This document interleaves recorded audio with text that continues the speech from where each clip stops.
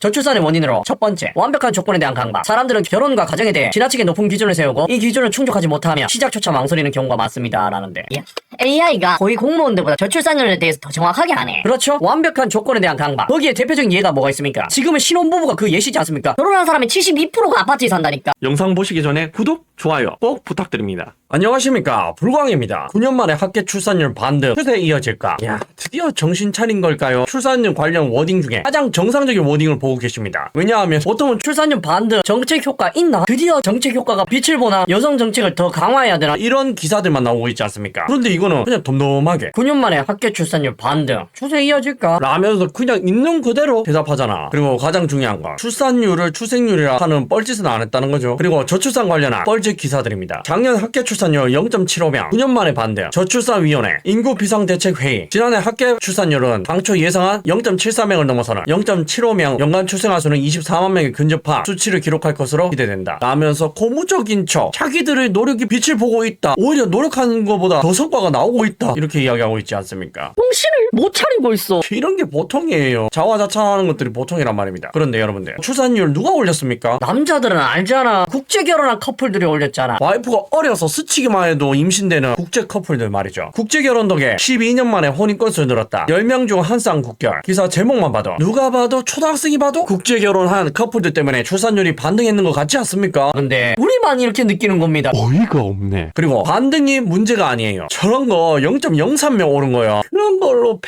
이야기해봤자 소용이 없다니까. 여기 보세요. 65세 이상 인구 20% 넘었다. 대한민국 초고령 사회 진입. 전남 27% 최다. 세종 11% 최저. 65세 이상 인구 1천만 명 돌파. 그러니까 K로 시작하는 이 나라는 초저출산, 초고령화 사회까지 진입하고 있다는 겁니다. 안 좋은 건 다 하고 있어요. 안 좋은 거. 맞아야 되겠다. 그리고 여기 보십시오. 승주 옵이라는 곳인데 진짜 폐허가 됐지 않습니까? 건물에 사람이 안 살아. 사람이 안 살아. 이게 1990년대 초반에는 1만 1,700명이 던 곳인데 23년 3월에 2,500명으로 줄었답니다. 사람이 안 사는 도시가 되어버렸다는 거죠. 유령 도시가 되었다는 겁니다. 그런데 저런 거 흔해요. 지방에 저런 도시가 엄청 많습니다. 사람도 안 사는데 건물만 덩그러니 있는. 그리고 여기 보세요. 이게 부산 서면이랍니다. 부산하면 말하는 시내 청년들의 거리. 서면이 사람이 없어요. 청년들이 실종됐답니다. 말이 되는 소리를 해. 그런데 아이러니하게도 서울은요, 왜 다 서울로 울분이 찼다. 소멸 위기로 사업하는 청년. 기사 내용이 긴데 뭐 읽어드리고 싶지는 않습니다. 대충 뭐 지방이 소멸하고 있다, 청년들이 지방에서는 일할 곳이 없다, 자영업자도 죽을 맛이다, 이런 이야기입니다. 그리고 왜 서울만 그렇게 난리치냐, 이런 거죠. 아니, 출산율 올리고 싶다면서요. 균형 발전 하고 싶다면서요. 근데 K를 시작하는 그 나라에서 하는 꼴 보면 서울만 챙긴다니까. 아니, 정책 펴는 거 보면 알잖아요. 서울 집값 올리는 정책만 펴잖아. 마치 저출산의 대책을 편다면서 젊은 남성들에게는 오히려 정책을 지원해주는 게 아니라 뺐잖아. 그 남자들의 20대의 2년에서 3년을 봉사 받으면서 헌납 받으면서 오히려 괴롭히지 않습니까? 어이가 없네. 남자가 돈이 있어야 결혼을 해요. 그래서 일찍 결혼해서 경제적으로 여유로워야 애도 많이 놓는단 말입니다. 이거 기본이잖아. 근데 그 나라에서 펼치는 정책들을 보면 그런 걸 역행하고 있잖아요. 여기 챗GPT한테 누가 저출산에 대해서 물어봤나 봅니다. 여기 보세요. 저출산의 원인으로 첫 번째, 완벽한 조건에 대한 강박. 사람들은 결혼과 가정에 대해 지나치게 높은 기준을 세우고 이 기준을 충족하지 못하며 시작조차 망설이는 경우가 많습니다. 라는데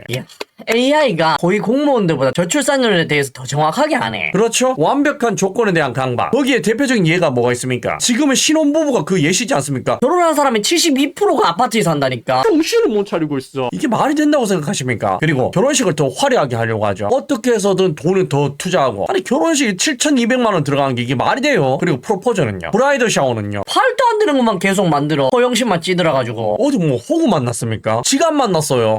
지간 만났으니까 저러고 있겠죠.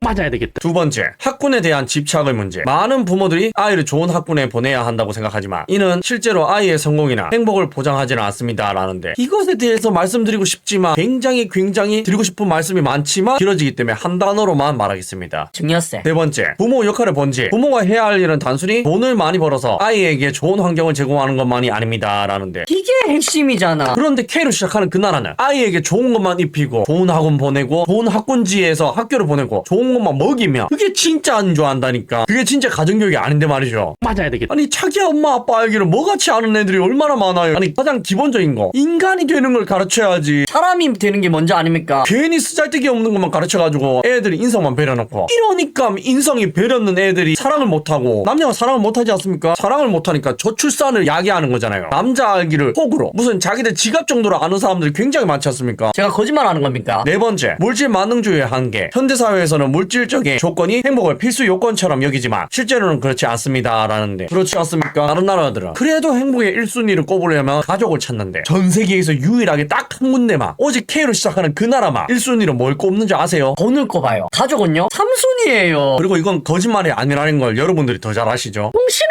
못 차리고 있어. 물질 만능주의가 잘못 작동해서 어떻게 되는지 알고 싶으면 그냥 K로 시작하는 그 나라를 보시면 됩니다. 이게 표본 그 잡채이니까. 그리고 가장 중요한 저출산의 원인이 빠져있죠. 뭡니까? 남자에게만 혹독한 환경을 제공하는 그 사람들. 그리고 남녀 갈등 문제가 있지 않습니까? 여기에 EBS 다큐멘터리 초저출산의 한 장면을 가지고 와봤습니다. 한국에서는 사실 몇 년 전부터 남녀 갈등 문제가 굉장히 많이 이슈가 되거든요. 일본은 어떤 것 같습니까? 라고 질문하니까 일본 여성이 뭐라고 대답하냐면 남녀 갈등요? 어떤 거죠? 연인끼리 사귀는 연인 간 갈등 이런 거 말하는 건가요? 아니면 직장에서? 그런 건 별로 없는 것 같아요. 없어요. 다른 여성도 없답니다. 그리고 일본 출산율에 대한 생각도 묻습니다. 저는 일본 출산율이 별로 하락하지 않을 것 같아요. 기업이나 정부도 지금 열심히 지원하고 있는 상황이기 때문에 제가 아이를 낳고자 할 때 지금보다 일하기 쉬울 것 같고요. 육아도 쉬워지지 않을까 싶어요. 라는 대답이 보이십니까? 그러니까 저런 지원책보다 훨씬 돈을 쳐 부어가지고 저출산을 올리겠다 하는 나라는 전 세계에서 가장 저출산이 심각한데 조금이라도 지원을 해주겠다는 나라들은 국민들이 안심하고 이제 애 낳을 수 있겠네. 이런 안정감을 가진다는 거야. 정말 차이가 많이 나지 않습니까? 저런 마인드 자체가 저출산의 원인이에요. 그래서 하고 싶은 말이 뭐냐고요? 아직도 K로 시작하는 그 나라의 저출산의 원인을 모르시겠습니까? 도저히 찾을 수가 없다고요. 그럼 이거 한번 보세요. 지금 저출산 위기를 겪고 있다면서 합계 출산율이 1.4명이라 가지고 난리난 나라의 기사를 보여드리겠습니다. 여대생이 출산하면 지원금 10배 더 어릴 때 낳아라 이 나라. 뭐 러시아 이야기입니다. 여기 보시면 평균 지원금이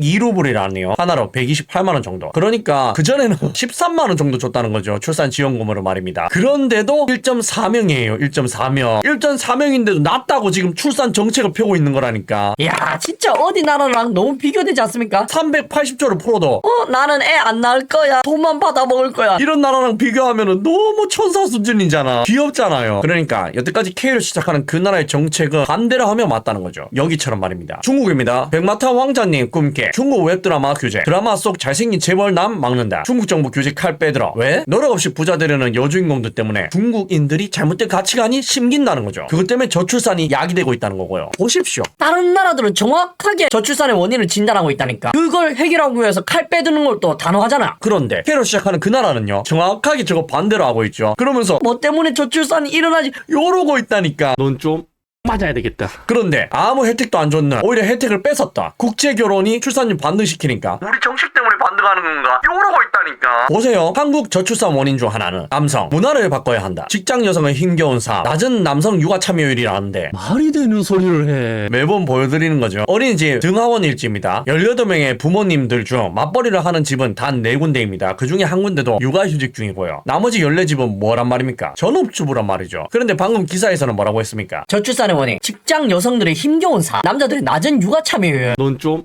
맞아야 되겠다. 아니 제가 보여드린 자료는 뭐죠? 한쪽만 일하고 있는데 어떻게 그게 잘못이 될 수가 있습니까? 전업주부라는 뜻을 모르세요? 거기에 애 키우는 게 포함 아닙니까? 밥하는 것도 포함 아닙니까? 그리고 같이 일하는 케이스가 극소수인데 왜 자꾸 저 사람들을 예시로 드는 겁니까? 맞벌이하는 부부 자체가 드물다니까. 근데 저렇게 야랄 때면 뭐 저출산이 해결됩니까? 젊은 남자들한테만 책임을 떠넘기면 진짜로 해결될 것 같습니까? 아니 처짓거리를 15년 동안 했으면 좀 정신 좀 차려. 보세요. 강남은 초산 연령입니다. 만 35세. 그러니까 한국 나이로 37살에 첫 아이를 낳는다는 거예요. 특수한 케이스가 아닙니다. 저 사람 한 명만 35세에 낳는다는 게 아니에요. 강남 전체 평균이 저거란 말이죠. 더 늦게 낳는 사람도 일찍 낳는 사람도 평균이 35세라는 겁니다. 말이 되는 소리를 해. 그리고 가장 일찍 낳는 데가 강원도 화천군인데 저기조차 만 31세. 한국 나이로 하면 33살에 첫 아이를 낳는데요. 진짜 어이가 없지 않습니까? 그런데 여러분들 이런 자료를 보시는데도 아직도 저출산의 원인을 모르시겠습니까? 어떤 정책을 펴고 어떻게 해야 되는지 진짜 모르시겠나요? 아니 왜 이 영상을 보는 남자들만 이걸 왜 이렇게 쉽게 이해하고 윗분들은 이해를 하지 못하고 깨닫지 못하는 걸까요? 아니면 혹시 몰라서 그런 게 아니라 알면서도 안 하는 이유가 있는 게 아닐까요? 제 추리가 틀렸습니까? 꿈속에서 깨어날 시간입니다. 레드선.